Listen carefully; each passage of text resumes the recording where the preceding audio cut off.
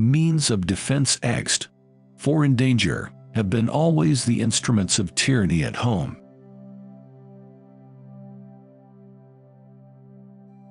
The advancement and diffusion of knowledge is the only guardian of true liberty.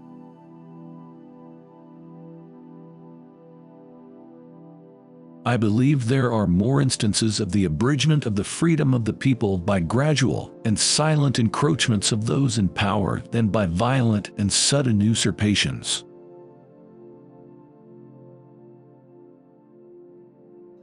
Philosophy is common sense with big words.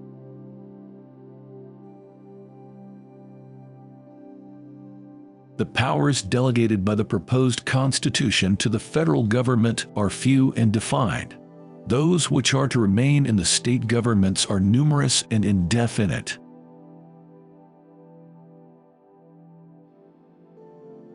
The truth is that all men having power ought to be mistrusted.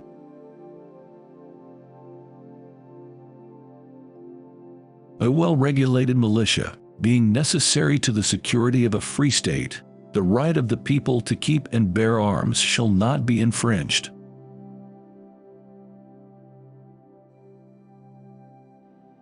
Equal laws protecting equal rights, the best guarantee of loyalty and love of country.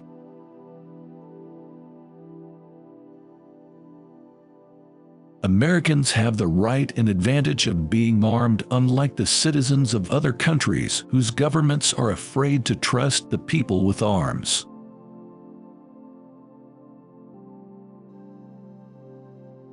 I cannot undertake to lay my finger on that article of the Constitution which granted a right to Congress of expending, on objects of benevolence, the money of their constituents.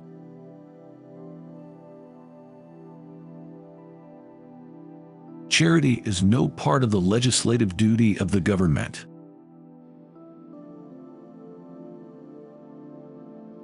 The Constitution preserves the advantage of being armed which Americans possess over the people of almost every other nation where the governments are afraid to trust the people with arms.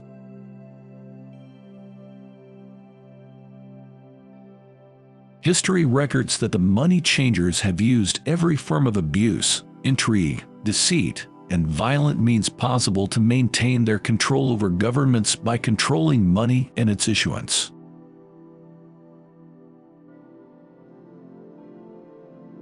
No nation could preserve its freedom in the midst of continual warfare.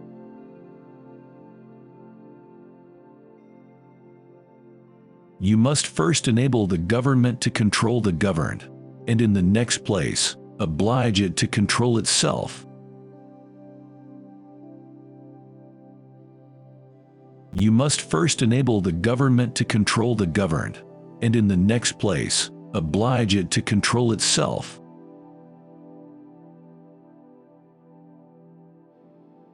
Knowledge will forever govern ignorance, and a people who mean to be their own governors must arm themselves with the power knowledge gives.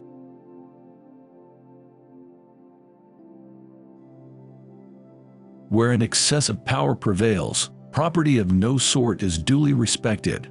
No man is safe in his opinions, his person, his faculties, or his possessions.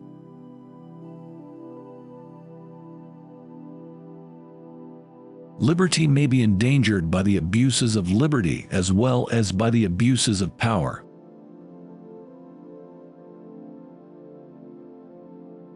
All men having power ought to be distrusted to a certain degree.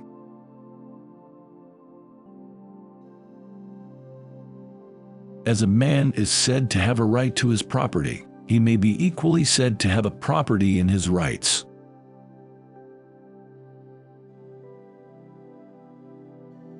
Learned institutions ought to be favorite objects with every free people.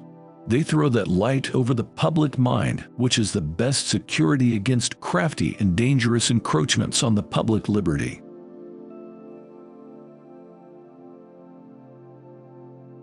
The operations of the federal government will be most extensive and important in times of war and danger, those of the state governments in times of peace and security.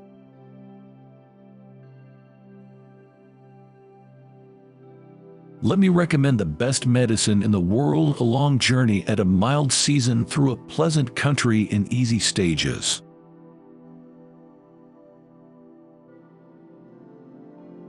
The means of defense against foreign danger historically have become the instruments of tyranny at home.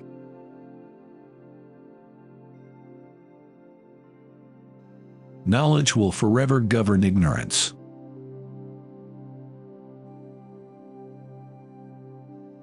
Liberty is to faction what air is to fire.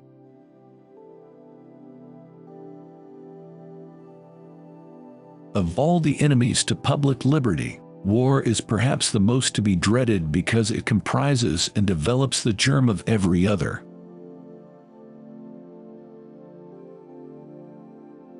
Liberty may be endangered by the abuse of liberty, but also by the abuse of power.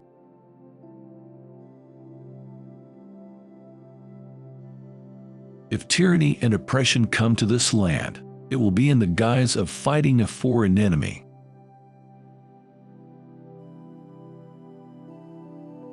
Religious bondage shackles and debilitates the mind and unfits it for every noble enterprise, every expanded prospect.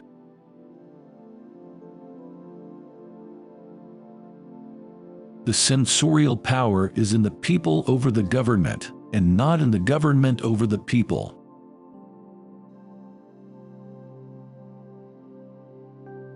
Knowledge will forever govern ignorance, and a people who mean to be their own governors must arm themselves with the power which knowledge gives.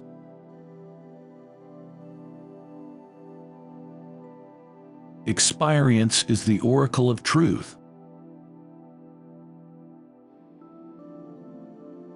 If we are to be one nation in any respect, it clearly ought to be in respect to other nations.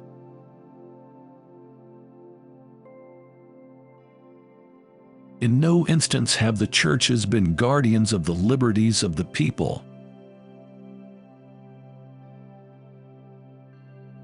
But what is government itself, but the greatest of all reflection on human nature?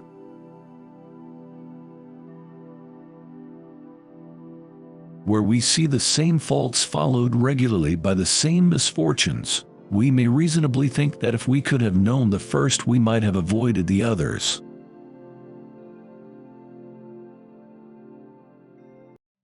The presidency alone unites the conjectures of the public.